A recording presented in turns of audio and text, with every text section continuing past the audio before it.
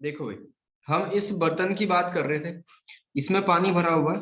नीचे वाले को, नीचे वाला जो रीजन है इसका, जहाँ पे पानी की डेंसिटी ज्यादा होगी वहां उसको बोलेंगे हाई प्रेशर रीजन, और ऊपर वाले को बोलेंगे लो प्रेशर रीजन। तो पानी के अगर हम इसमें से 3 छेद कर दें तो नीचे वाले का पानी काफी दूर तक जाएगा, क्योंकि यहाँ पे डेंसिटी प्रेशर ज्यादा है, तो स्पीड ज्यादा होगी, दूर पानी पड़ेगा। फिर जो ऊपर वाला है थोड़ा सा उसकी मिडिल में पड़ेगी, और सबसे ऊपर वाले की कम स्पीड होगी और वो नीचे पड़ेगा। ठीक है। तो यहाँ पे क्या है, वीकेस्ट जेट यानी कि धारा सबसे कमजोर है, यहाँ पे मीडियम है, और यहाँ पे सबसे स्ट्रोंगेस्ट है। ठीक है बात। तो मान लो यहाँ 5 पास्कल का प्रेशर है, प्रेशर को पास्कल में नापते हैं, और यहाँ 10 पास्कल का प्रेशर लगा हुआ है।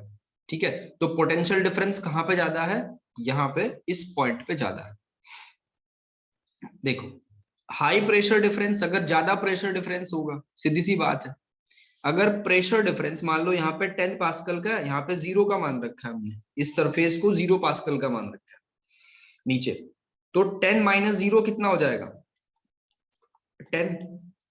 यानी प्रेशर डिफरेंस यानी पोटेंशियल डिफरेंस यहाँ कितना है, 10। ऊपर कितना है, 5 माइनस 0। तो अब देखो, अगर हाई प्रेशर डिफरेंस है तो पानी का स्पीड क्या है, काफी ज्यादा है। अगर लो प्रेशर डिफरेंस है तो पानी की स्पीड कम है। तो हमने ये पता करा कि अभी हाई प्रेशर लो प्रेशर को अगर इलेक्ट्रिसिटी की टर्म में पढ़े तो हाई पोटेंशियल और लो पोटेंशियल पढ़ेंगे। तो जहां पे ज्यादा पोटेंशियल होगा वहां फ्लो ऑफ इलेक्ट्रिसिटी ज्यादा होगी, जहां कम पोटेंशियल डिफरेंस होगा वहां फ्लो ऑफ इलेक्ट्रिसिटी कम होगी। ठीक है, यहां से इतनी बात समझ आई। In term of electricity potential difference अगर बढ़ जाए तो rate of flow of electric current भी बढ़ जाएगा। ये वाली बात हमने इस ऊपर वाली एक्टिविटी से सीखी।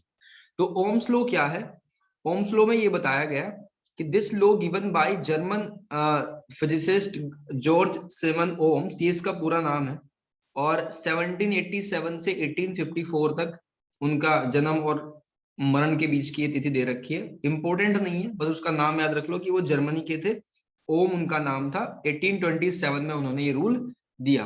क्या रूल था, it's given the relationship between electric current I and potential V, I और V के बीच में उन्होंने, V क्या है पोटेंशियल डिफरेंस, I क्या है इलेक्ट्रिक करंट, इनके बीच में उन्होंने एक रूल बताया कि अगर इलेक्ट्रिक पोटेंशियल को आप बढ़ाओ तो करंट भी बढ़ जाएगा। ये सीधा सा रूल है। ठीक है। The electric current flowing through a conductor is directly proportional to the potential difference applied across its end, providing the physical condition, ठीक है, such as temperature remain unchanged। तो ये जो रूल था इसने बताया कि अगर आप इलेक्ट्रिक करंट को बढ़ाओगे तो, अगर आप पोटेंशियल को बढ़ाओगे तो क्या होगा, इलेक्ट्रिक करंट भी बढ़ जाएगा जब टेम्परेचर चेंज ना हो। ये अब ये क्या है, टेम्परेचर चेंज ना हो, इसको हम आगे डिस्कस करेंगे। तो अगर आप पोटेंशियल बढ़ाओगे, ठीक है, अगर आप पोटेंशियल बढ़ाओगे तो क्या बढ़ेगा, इलेक्ट्रिक करंट साथ साथ में बढ़ेगा। अब ये प्रोपोर्शनल का साइन हटाने के लिए हमने एक कांस्टेंट लगाया है यहाँ पे। जब भी प्रोपोर्शनल का साइन हटता है तो एक कांस्टेंट आता है इक्वल 1/r। तो v इक्वल्स टू आ गया आई आर। ठीक है, v equals to I r, I की वैल्यू कितनी है, v/r। तो r क्या है, is a constant of proportionality. r को क्या कहते हैं, कांस्टेंट ऑफ प्रोपोर्शनैलिटी, या उसको कहते हैं रेजिस्टेंस। अब ये मोस्ट इंपोर्टेंट चीज है इस चैप्टर के लिए, रेजिस्टेंस। रेजिस्टेंस क्या होता है, रेजिस्टेंस का मतलब होता है रुकावट, रोकना। ठीक है, इलेक्ट्रिक करंट को रोकने का काम करना, वही रेजिस्टेंस करेगा। तो I इक्वल्स टू V/R, ये फॉर्मूला हुआ हमारा ओम्स लॉ का। आपको ध्यान रखना है, कोई पूछे कि ओम्स लॉ क्या है, V इक्वल्स टू IR, कहां से निकला कि अगर पोटेंशियल डिफरेंस को बढ़ाओ तो इलेक्ट्रिक करंट भी बढ़े। ठीक है।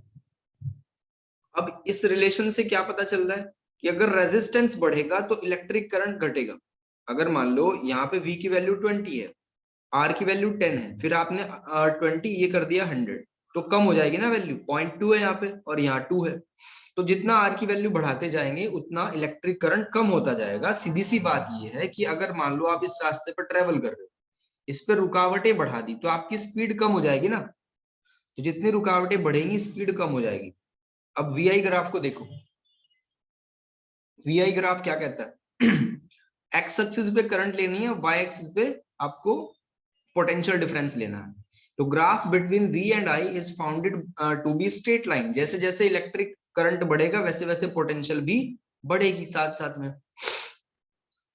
अब ये स्लोप किसको रिप्रेजेंट कर रही है? रेजिस्टेंस को। ठीक है, स्लोप किसको रिप्रेजेंट कर रही है? रेजिस्टेंस को। इनके बीच में जो एंगल है वो कितना है वो डिपेंड करेगा रेजिस्टेंस पे। लिमिटेशन क्या है? The temperature and physical state of a material has to be remain constant. ये इसकी लिमिटेशन है कि हर बार जब हम इलेक्ट्रिसिटी फ्लो करेंगे किसी भी कंडक्टर में से तो गर्म हो जाता है ना, आपने देखा होगा अपने आसपास भी।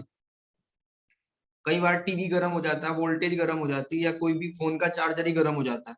तो इसने कहा कि टेम्परेचर कांस्टेंट रहेगा ओम्स ने, तो ऐसा तो नहीं होता। तो ये पहली गलती है, इसकी पहली लिमिटेशन है। Ohm's law is not an universal law. मतलब जैसे लॉ ऑफ ग्रेविटी एक यूनिवर्सल लॉ है, पृथ्वी में कहीं भी चले जाओ तो वो लगे। ये एक यूनिवर्सल लॉ नहीं है, सिर्फ कुछ कंडीशन पे ये अप्लाई होगा। तो ये हुआ हमारा ओम्स लॉ।